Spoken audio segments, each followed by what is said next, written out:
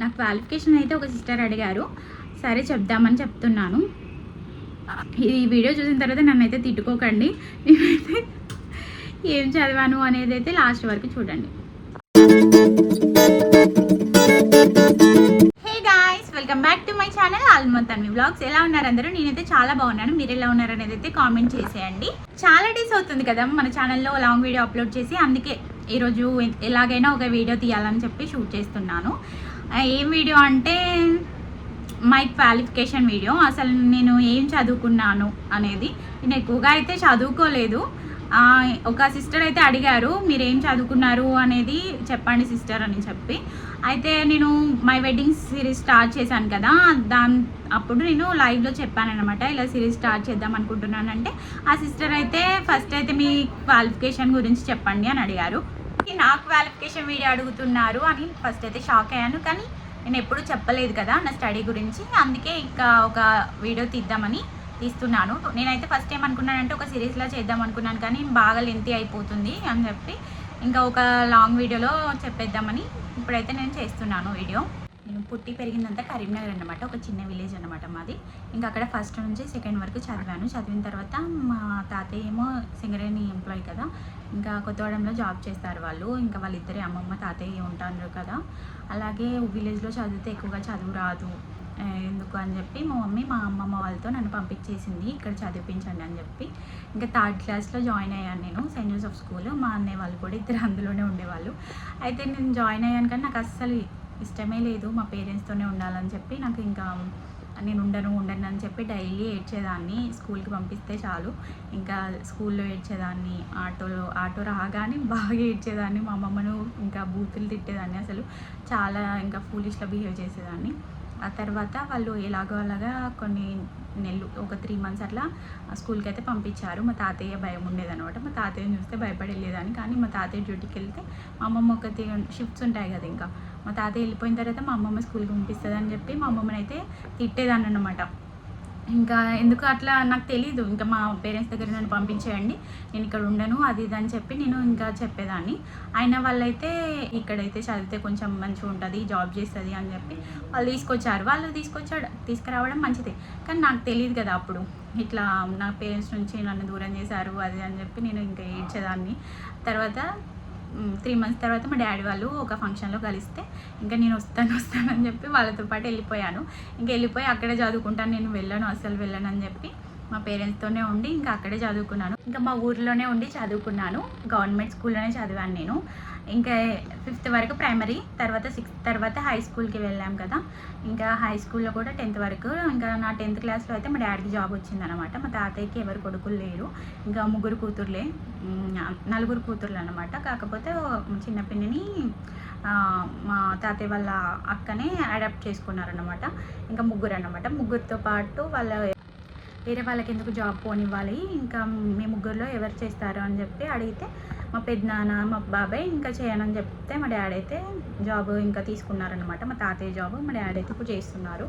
ఇంకా మా డాడీకి జాబ్ వచ్చేసిన తర్వాత వాళ్ళు ఇక్కడ కొత్తగూడెం వచ్చేసిన తర్వాత నేనైతే ఇంకా 10th అక్కడే ఉండి చదువుకున్నాను.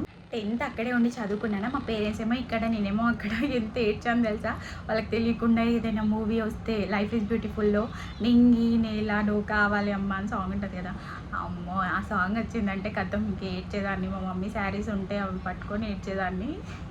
ఇంకా మా పేరెంట్స్కి దూరంగా నేను ఉండలేనని చెప్పి ఇంకా ఎట్లయినా తప్పదు కదా, 10th క్లాస్ కదా, ఉండాలని చెప్పి ఇంకా మా నాన్నమ్మ వాళ్ళ దగ్గర ఉండి చదువుకున్నాను. నేను చదువుకున్న తర్వాత 10th అయిపోయిన తర్వాత ఇంకా ఇక్కడ కొత్తగూడెం అయితే వచ్చేసాను. 10th నేను అనుకోలేదు, అసలు ఎక్స్పెక్ట్ చేయలేదు. 10thలో నేనే స్కూల్ టాపర్ అనమాట. నేను ఇంకొక అతను, ఇద్దరికి సేమ్ అనమాట, 8.2కే మేము స్కూల్ టాపర్స్ అనమాట. ఇంకా 10th అస్సలు ఎక్స్పెక్ట్ చేయలేదు, ఫుల్ హ్యాపీ. ఇంకా రిజల్ట్ వచ్చిన రోజు అయితే ఇంకా నేను రిజల్ట్ వచ్చేసరికి అక్కడికి వెళ్ళిపోయినాను, అదే కొత్తగూడెం వచ్చేసాను అనమాట. 10th అయితే విలేజ్లోనే కంప్లీట్ చేసుకున్నాను. ఇంకా ఫ్రెండ్స్ ఉంటారు కదా, వాళ్ళందరినీ వదిలి రాలేక మర్చిపోలేక ఇంకా ఒక డిప్రెషన్లో ఉండే అనమాట. నేను ఇంకా ఇక్కడ జాయిన్ అయ్యాను. ఇంటర్ అయితే సింగరేణి ఉమెన్స్ కాలేజ్ ఉంది కదా, కొత్తగూడెంలో ఉండే వాళ్ళకి తెలుస్తుంది అనమాట. ఇంకా అక్కడ జాయిన్ అయిన తర్వాత ఉమెన్స్ కాలేజ్లో అయితే ఎంపీసీ తీసుకున్నాను. ఇంకొక 1 week అట్లా బాగానే వెళ్ళాను. తర్వాత నాకు అసలు ఫ్రెండ్స్ ఎవ్వరు ఇంకా అక్కడ ఫ్రెండ్స్ గుర్తొస్తున్నారన్నమాట. ఇక్కడ ఫ్రెండ్స్ ఒక వేరేలా ఉంటారు కదా, ఇంకా వాళ్ళే ఫ్రెండ్స్ అన్నమాట. అంటే ఇంకా బెస్ట్ ఫ్రెండ్స్ ఇద్దరు ఎలా ఉంటారంటే మన ఇద్దరం ఒకే కాలేజ్లో జాయిన్ అవుదామని చెప్పి అట్లా అవుతారు కదా.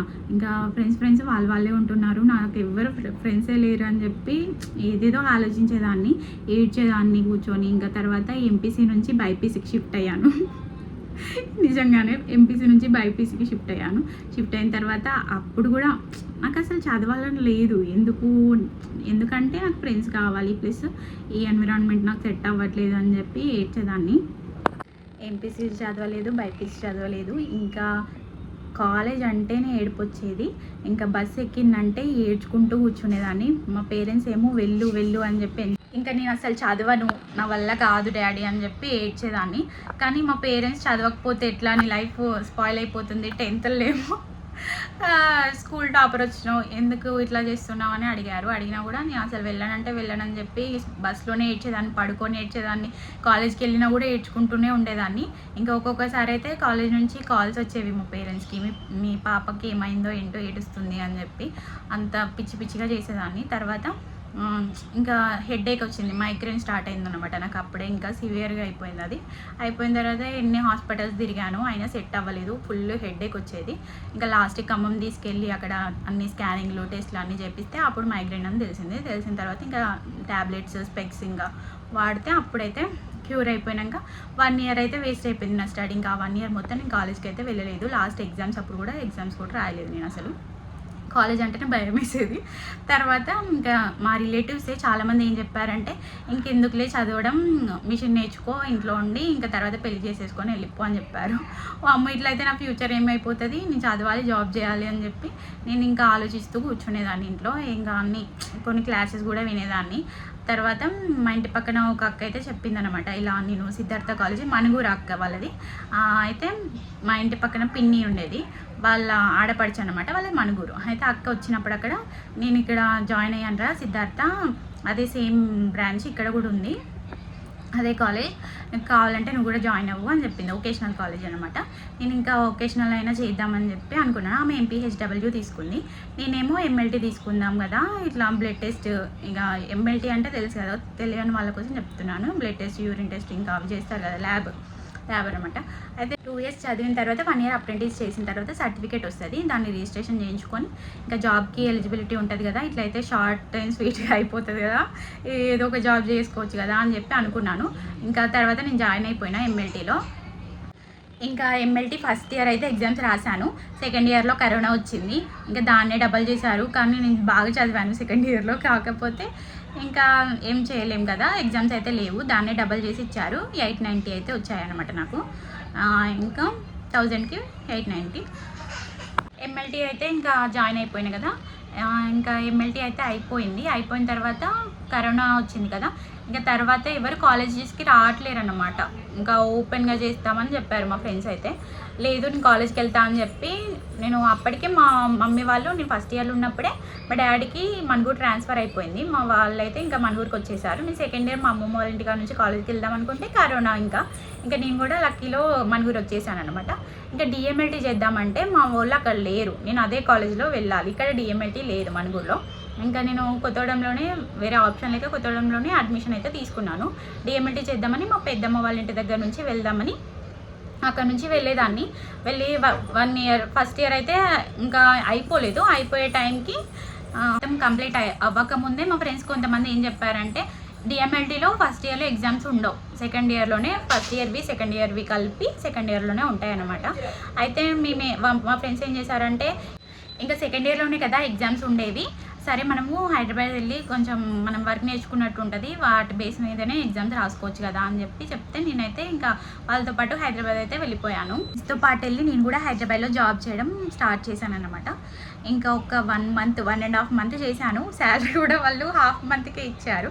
ఇచ్చిన తర్వాత నాకు మ్యాచ్ ఫిక్స్ అయిపోయింది. ఇంకా మ్యాచ్ ఫిక్స్ అయిపోయిన తర్వాత ఆయన అయితే ఇంకా వచ్చేయమని చెప్పారన్నమాట. జాబ్ ఎందుకు, అంటే ఎందుకు కష్టపడడం, దీన్ని చూసుకుంటాలే అంత అని చెప్పి అప్పుడైతే చెప్పారు. సరే ఇంకా నాకు కూడా చాలా కష్టంగా అనిపించేది. సరే ఇంకా మన మణుగూరులోనే ఏదైనా హాస్పిటల్లో చూసుకుందాంలే, హైదరాబాద్లో అంత దూరం ఎందుకులే అని చెప్పి నేను కూడా వచ్చేసాను. ఇంకా నాకైతే మ్యారేజ్ అయిపోయింది. మ్యారేజ్ అయిపోయిన తర్వాత మా వారు చెప్పారు, డిఎంఎల్టీని కంటిన్యూ చేయి, నువ్వు ఎగ్జామ్స్ కూడా రాసుకో అని చెప్పారు. కానీ మనం వింటామా? లేదు. నేను ఎంఎల్టీ చేసిన కదా చాలు, ఇంకా నేను చదవను. అంటే ఫెయిల్ అయితే ఎలా ఉంటుందనే ఫీల్ అయితే నాకు తెలీదు, భయం అన్నమాట. ఫెయిల్ అయితే ఎలా, నేను ఇంట్లో ఉండి రాస్తా కరెక్టే. ఇప్పుడు ఎగ్జామ్స్ క్లాసెస్ వినట్లేను, నేను ఇటు జాబ్ కూడా చేయట్లేను, నాకు ఏం తెలియకుండా నేను ఎగ్జామ్స్ ఎట్లా రాయాలి? ఒకవేళ ఫెయిల్ అయింది అనుకోండి, ఆ ఫీలింగ్ ఘోరంగా ఉంటుంది, గిల్టీగా. నాకు అదంతా వద్దు, నేను చదివాను అసలు, డిఎంఎల్టీ వద్దులేండి, ఎంఎల్టీ అయితే చేశాను కదా, ఇంకా అప్రెంటిస్ చేస్తాను అని చెప్పి ఇంకా ఎంఎల్టీ తర్వాత అప్రెంటిస్ పడితే నేనైతే అప్లై చేసుకున్నాను. వచ్చింది నాకు లక్కీలో, ఇంకా మణుగూరు వచ్చింది అనమాట. వచ్చిన తర్వాత 1 year అయితే అప్రెంటిస్ చేశాను. నాకు సర్టిఫికేట్ వచ్చింది. హైదరాబాద్ వెళ్ళి రిజిస్ట్రేషన్ కూడా చేయించుకున్నాను. ఇంకా నాకు కావాలనుకుంటే ఇప్పుడు జాబ్ కూడా జాయిన్ అవ్వచ్చు. కాకపోతే పాప చిన్నది, ఇంకా ఫ్యూచర్లో దేనికైనా యూజ్ అవుతుంది కదా అని చెప్పి సర్టిఫికేట్ అయితే ఉంది, కానీ జాబ్ అయితే చేయట్లేదు ప్రజెంట్ అయితే. ఇంకా యూట్యూబ్ అయితే రన్ చేస్తున్నాను, ఇట్లా యూట్యూబ్ ఛానల్ అయితే పెట్టాను. ఇంకా జాబ్ అయితే చేయట్లేదు ప్రజెంట్ అయితే. ఇదన్నమాట నా క్వాలిఫికేషన్ ఏంటంటే డిఎంఎల్టీ సగం చేసిన ఆపేసిన, ఇంకా అప్రెంటిస్ చేసిన, సర్టిఫికేట్ అయితే ఉంది. ఇంకా కావాలంటే ఫ్యూచర్లో నేను జాబ్ కూడా చేయొచ్చు. కాకపోతే స్టడీని అయితే మధ్యలో ఆపేసిన అని ఒక గిల్ట్ ఫీల్ అయితే ఉంది. నేనే నా చేతులారనే, మా హస్బెండ్ అయితే చదవమన్నారు, కాకపోతే నేనే ఒకవేళ చదివితే బాగుండేది. నాకు ఇంకా ఇంట్రెస్ట్, ఎవరికైనా మ్యారేజ్ అయిన తర్వాత అంత ఇంట్రెస్ట్ ఉండదు, నిజంగా చెప్తున్నాను. అంటే కొంతమందికి ఉంటుందేమో, నాకైతే లేదు ఇంట్రెస్ట్ ఇంకా చదువుదామని. ఒకవేళ చదివిన తర్వాత ఫెయిల్ అయితే, ఎప్పుడు ఫెయిల్ అవ్వలేదు నేను లైఫ్లో, ఒకవేళ ఫెయిల్ అవుతానేమో అనే భయంతో చదివితే పాస్ అవుతారు ఎవరైనా, కానీ నేను ఏమో చదవలేదు. ఇంకా నేను అప్పుడు ఆ డెసిషన్ తీసుకున్నాను, ఇప్పుడు ఫీల్ అవుతున్నాను. ఇంకా డిఎంఎల్టీ అయితే అట్లా అయిపోయింది, మధ్యలో ఆపేసిన. ఎంఎల్టీ అయితే అయిపోయినాక ఇంకా ట్రైనింగ్ అయితే అదొకటైతే చేసిన, సర్టిఫికేట్ అయితే ఉంది. ఇంక ఇదన్నమాట నాకు క్వాలిఫికేషన్, ఎంఎల్టీ అన్నమాట. కానీ ఎవరైనా అడిగితే డిఎంఎల్టీ అని చెప్పుకుంటాను, ఎందుకంటే డిఎంఎల్టీ సగం చేసిన కదా. ఇంకా ఫ్యూచర్లో ఇంకా చదువుతానని కూడా హోప్ లేదు, ఇంకా అంతే.